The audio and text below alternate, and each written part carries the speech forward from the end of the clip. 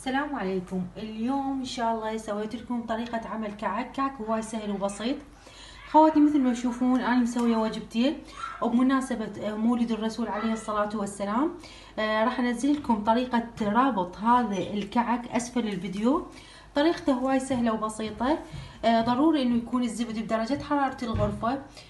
وضروري هم بهاي الوصفة انه يكون سكر مطحون. اتمنى خواتي هاي طريقته تعجبكم وان شاء الله تجربونها وتاكلونها بألف عافية.